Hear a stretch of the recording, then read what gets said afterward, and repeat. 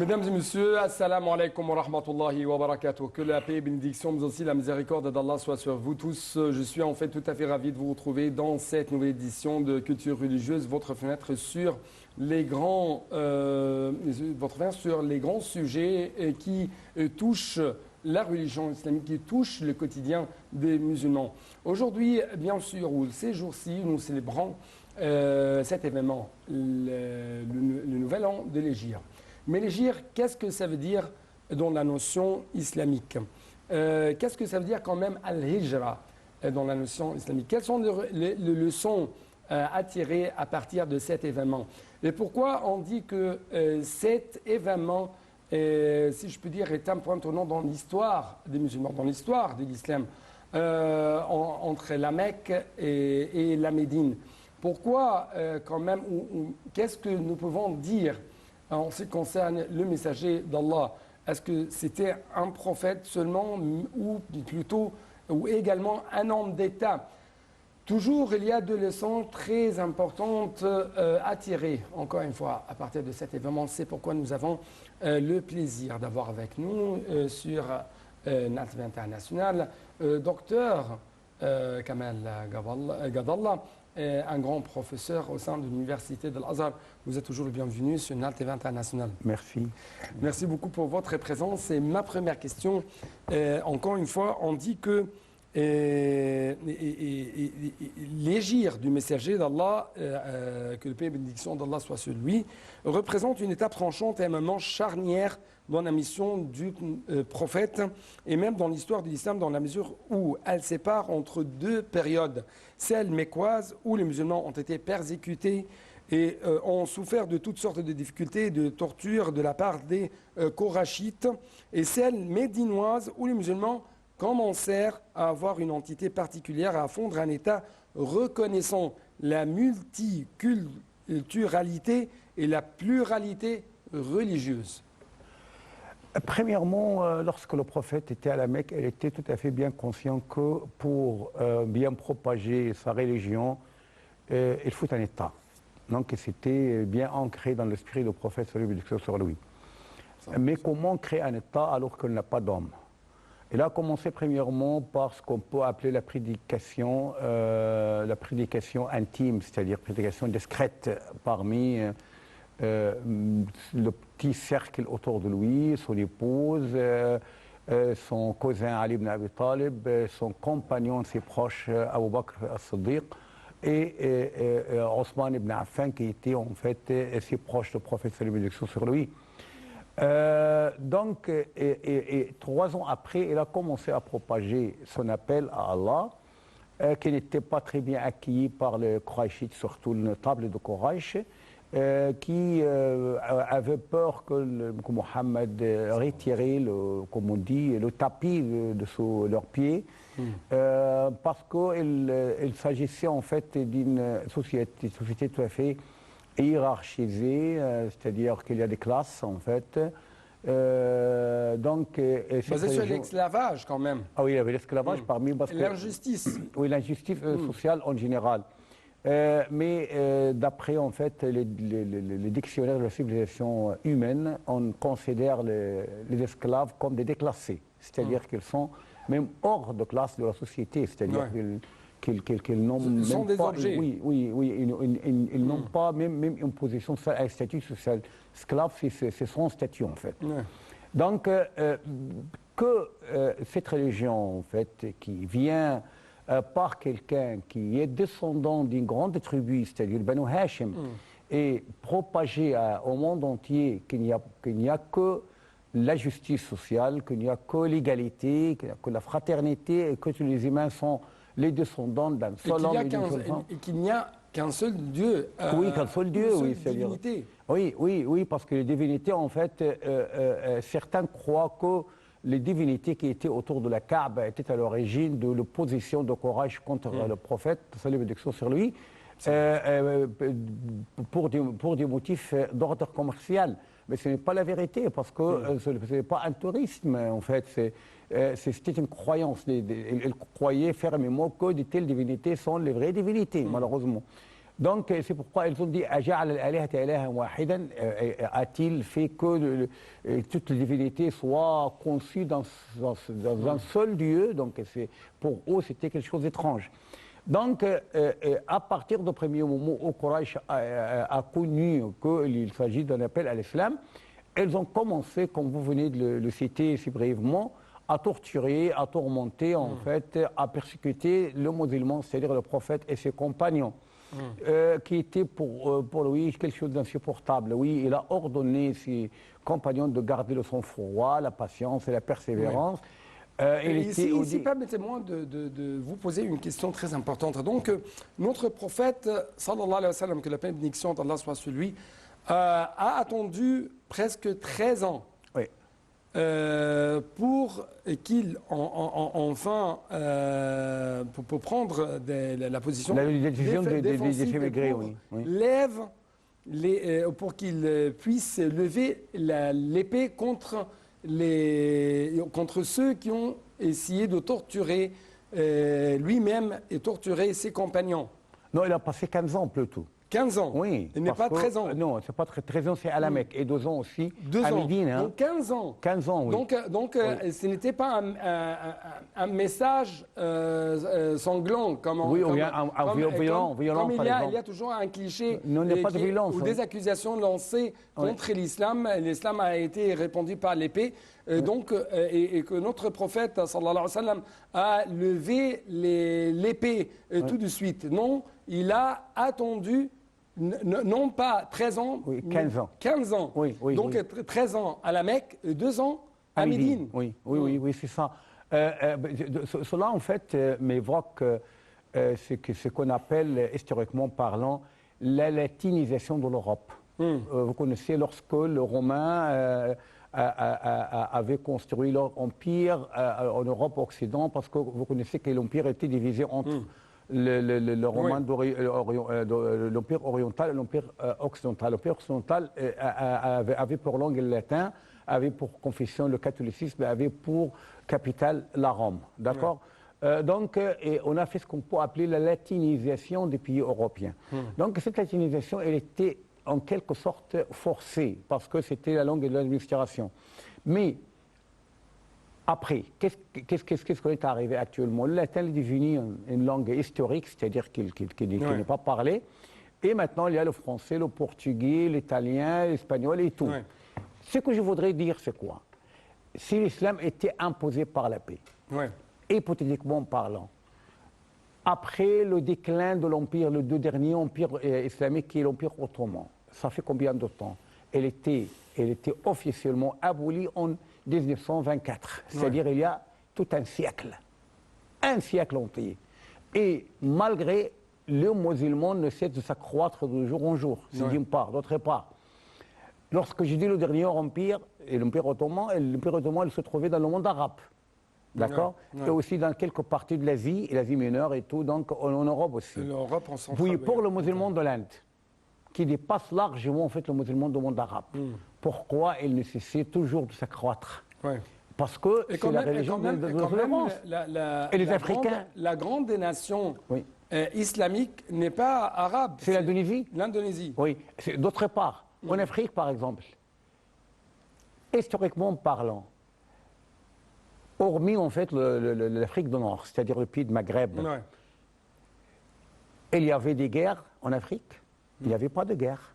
C'était le conféré Sophie qui avait propagé l'islam. C'est-à-dire que c'était la bonne exhortation. Oui, et les commerçants musulmans. Le commerçant musulman, le Sophie musulman, le comportement de musulmans, d'accord, les attitudes tout à fait positives de la part de musulmans, d'accord, leur sublime moralité avait exercé leur influence sur la mentalité à l'époque. Donc c'était tellement facile que l'islam s'infiltre à tous les pays, même sans lever la paix. Donc l'islam a envoyé, si je peux dire, les cœurs des autres. Oui, elle s'adresse au cœur, elle ne s'adresse pas au corps. Parce que l'épée n'est jamais censée exercer une influence tout à fait cardiaque. Impossible. Donc permettez-moi de prendre un tout petit reportage sur ce sujet, les GIR. Après ça, on va continuer cette édition à travers une question très importante, c'est la législation islamique. C'est la pratique des mœurs et des principes prêchés pendant presque 13 ans à la Mecque par notre grand prophète Mohammed sallallahu alayhi wa sallam. Et après ça, c'est le temps des pratiques, c'est ce qu'on va savoir comment.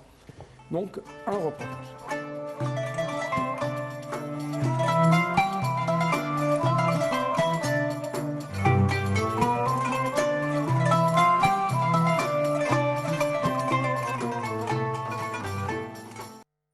L'hégire ou l'exode vers Médine pour tous les croyants musulmans intervient après 13 années d'appel à l'islam à la Mecque, pour fuir les percussions de toutes sortes allant des injures et insultes abjectes aux tortures préserves et les crimes infligés par les Koraïchites qui n'entendaient pas un instant abandonner l'idolâtrie pour suivre la voie de l'islam révélée à Mohammed, à lui bénédiction et salut. C'est en 622 de l'ère chrétienne et plus précisément le 15 juillet 622 que le verset de l'hégire fut révélé et incite les musulmans de la Mecque à l'exode vers Médine.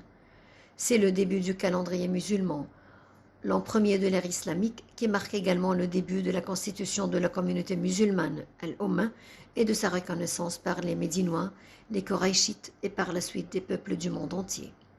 Les musulmans commencèrent à quitter la Mecque dans le secret, puis lorsque tous les croyants musulmans que Dieu avait choisis pour l'exode eurent quitté la ville sainte et s'étaient établis dans la confiance et la sécurité de Médine, le prophète, à lui bénédiction et salut, a reçu la révélation pour lui de quitter la Mecque. Mohammed, à lui bénédiction et salut, trouva son ami fidèle Abu Bakr et l'informa de la volonté de Dieu. Puis Mohammed, dans sa loyauté immuable, décide de laisser Ali à la Mecque et le charge de reverser leurs biens aux Koraïchites qu'il avait déposés auparavant chez le prophète, en lequel la confiance et la loyauté trouvaient logis.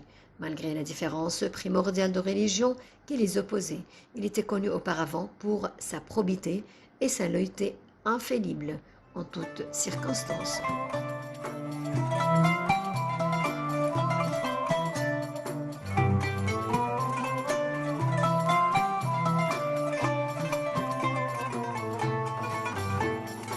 De retour à vous, notre docteur Kamal Gadallah, le grand professeur à l'université de l'Azhar.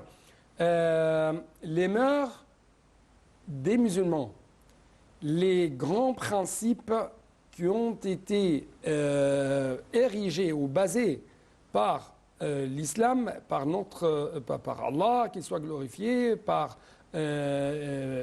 quand même par notre prophète Mohammed sallallahu alayhi wa sallam, entre les musulmans et les non-musulmans, entre les musulmans et les autres nations. Oui, donc, à Médine, c'était l'annonce, bien sûr, de l'établissement d'un État de l'islam qui a annoncé quand même l'effondrement, l'état de l'injustice et qui a été ou qui a trouvé ses racines, discrimination. oui. Qui a trouvé ses racines à partir des habitudes et des principes arabes injustes. Oui, archaïques.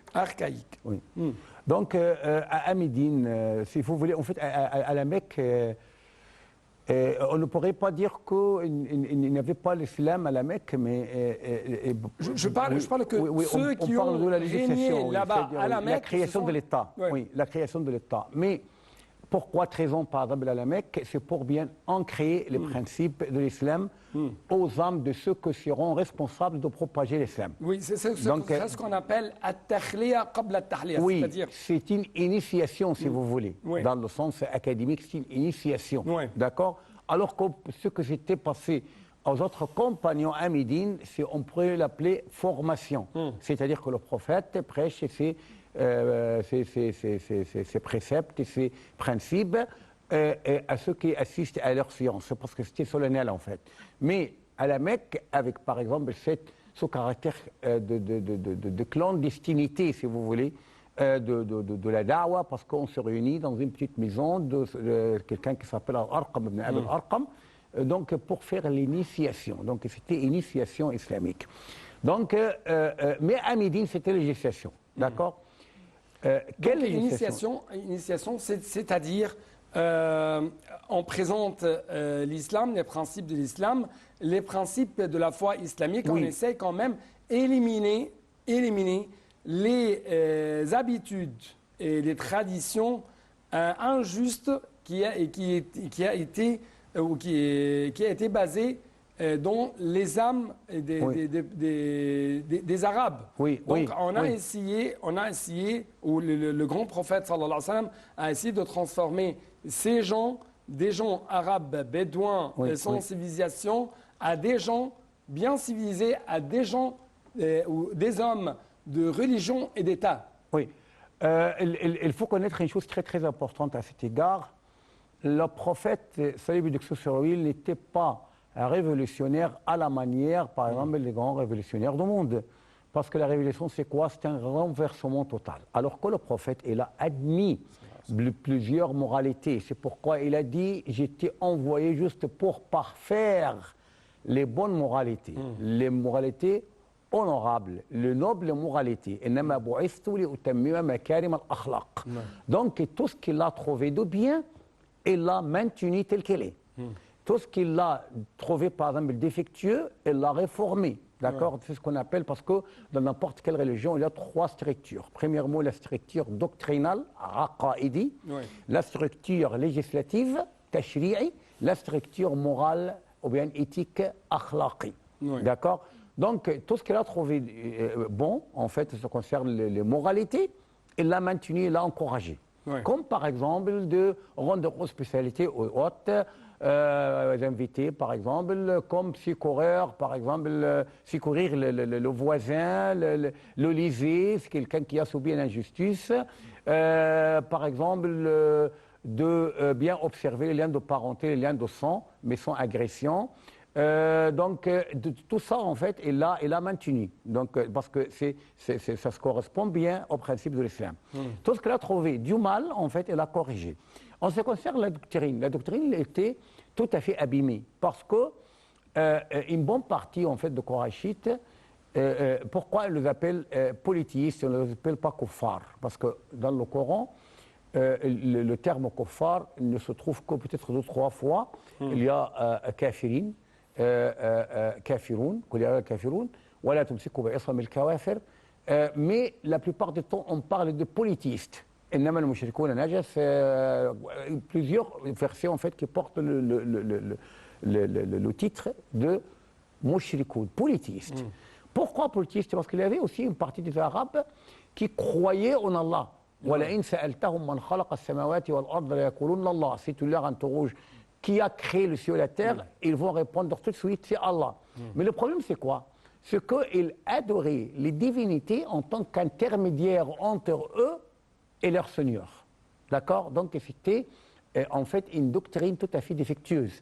On pourrait dire que pour ceux qui étaient mécréants, incroyants, le prophète les a initiés en foi, c'est-à-dire à croire en Allah. Ceux qui étaient polythéistes, ceux qui avaient la doctrine qui n'était pas tellement correcte, le prophète a dépoussiéré, en fait, si vous voulez, toutes les choses qui n'étaient pas correctes dans cette doctrine pour qu'en fin de compte, on arrive au verset « Ala lillahi dinul khalis », c'est-à-dire la religion pure, monothéiste, elle doit être vouée à Allah, sans intermédiaire, sans médiation, sans divinité, sans statut, sans rien du tout. Donc c'est pour Allah, c'est pour Allah. Et devant Allah, on est tous égaux, sans discrimination, sans interdiction entre, par exemple, quelqu'un qui est riche, qui est pauvre. Donc, on est tous égaux devant Allah. Donc, pour l'approche législative, elle fait partie intégrante de l'État. C'est pourquoi on dit que pour les versets mécois, il n'y a pas de législation, parce qu'il n'y a pas d'État. Est-ce que vous pouvez, par exemple, admettre, par exemple, les Palestiniens sous l'occupation israélienne, s'il avait un arsenal de lois, est-ce qu'il pourrait les mettre en application sous l'occupation? Il faut un État pour mettre en application toutes les lois que vous voulez promulguer, d'accord? Il faut un État dans lequel on pourrait appliquer de telles lois. Un État libre. Un État libre, d'accord. Donc, vous n'arrivez pas à une loi exceptionnelle. Oui, oui, parce que sinon, rédiger en fait énormément de codes. en fin de compte. Hein, Ouais. donc, est-ce que les musulmans en France, par exemple, pourraient instituer de loi islamique au sein d'un État laïque, alors qu'ils ne sont pas les responsables de cet État? Impossible, hein, d'accord. Donc, pour le prophète, l'approche, ou bien la dimension législative, elle est fort liée à ce qu'on appelle la création de l'État. Sans État, il n'y a pas de législation, d'accord. Ouais. C'est Et il pourquoi... y avait ce qu'on appelle le document de la Médine. Oui, le document de la Médine, la feuille de Médine, ou bien par exemple, oui, Le pacte de Médine. Le pacte de Médine, hein, vous avez tout le droit en fait de le qualifier comme vous voulez.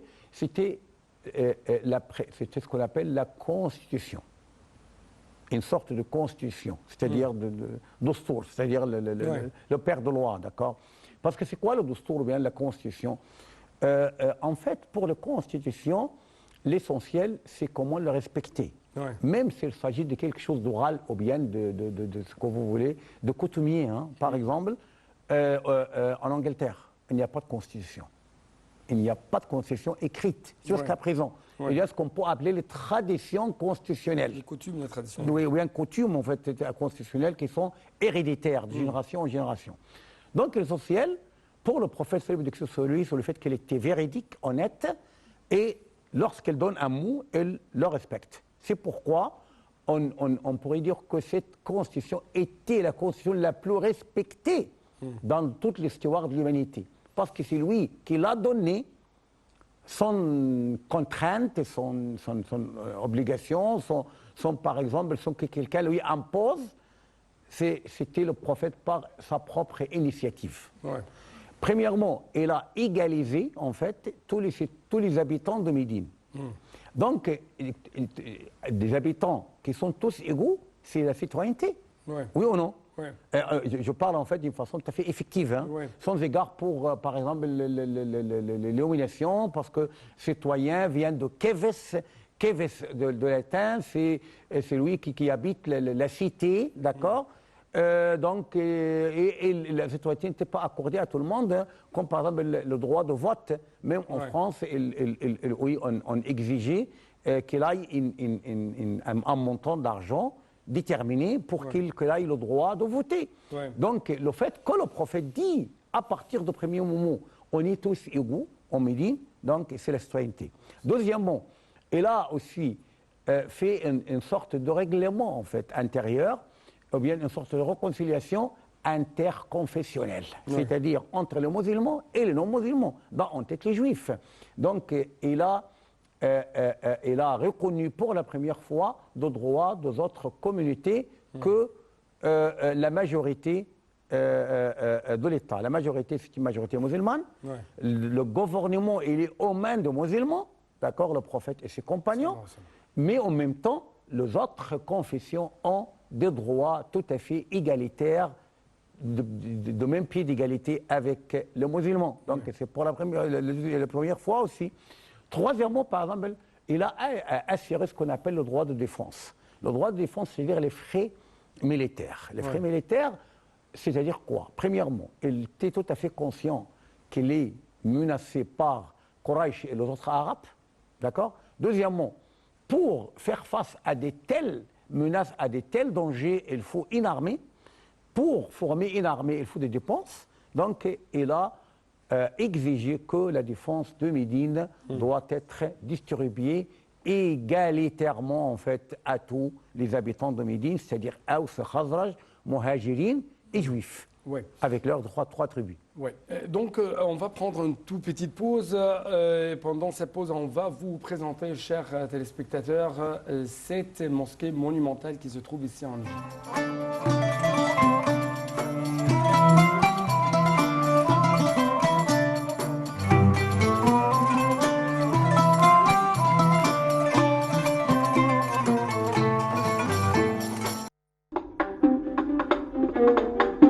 Lorsque le commandant des troupes fatimides, Jawhar al-Saqili, fut envoyé par le calife Al-Mu'izz al-Din pour conquérir l'Égypte, il entreprit la construction du Caire et y fonda la mosquée d'Al-Azhar en 969.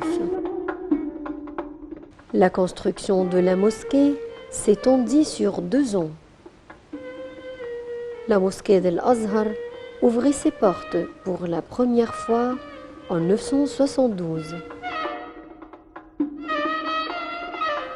Depuis cette date, la mosquée d'Al-Azhar et son université deviennent parmi les plus célèbres dans le monde musulman.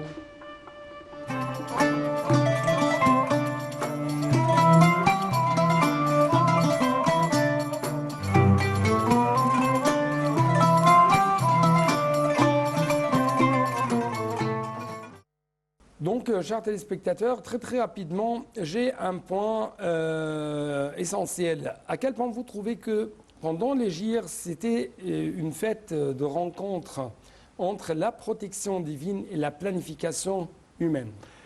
Premièrement, le prophète mettait entièrement toute sa confiance en son Seigneur. Deuxièmement, il connaissait très bien qu'il est ordonné de faire de ce mieux pour mener à bon fin son travail et bien sa mission. Il a appliqué soigneusement tout cela pendant l'Hégire. Premièrement, il a envoyé le compagnon avant lui à Médine. Il avait envoyé aussi Mus'ab ibn Umayr pour lui préparer la route et pour essayer de prêcher l'islam avant l'arrivée du prophète. Il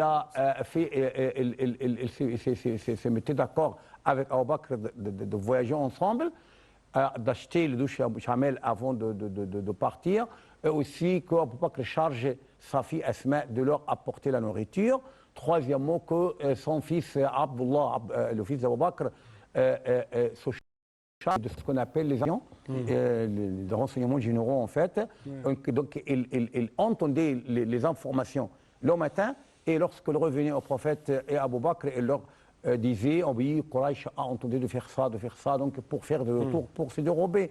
Et il avait cherché aussi un guide pour emprunter des chemins qui sont tout à fait inhabituels, d'accord, pour les Mécois. Donc il a chargé aussi son cousin Ali ibn Abi Talib de se coucher en fait dans son lit à titre de camouflage, et aussi pour rendre le dépôt de Qurayshites à leurs ayants droit, c'est-à-dire pour regrouper à la fois les génies, la planification, l'honnêteté, la sincérité et la confiance en Allah entièrement. Allah, qu'il soit glorifié, a dit, ou plutôt, il y avait une protection divine consacrée à notre messager. Oui, Wallahu ya'asimuka min an-nas. Et Allah te munise en fait contre les conspirations des autres. Ah oui, d'accord. Donc oui, dans la grotte par exemple. Oui, on va arriver à ce point, mais justement dans un autre épisode. Donc malheureusement, je n'ai plus de temps pour vous donner l'espace pour expliquer ce point. Donc on va faire un autre épisode pour plutôt pour ce sujet. C'est pourquoi permettez-moi de vous remercier infiniment. Merci beaucoup. Merci. Donc c'est pareillement pour vous, chers téléspectateurs. Merci, à la prochaine. Assalamu alaikum wa rahmatullahi wa barakatuh.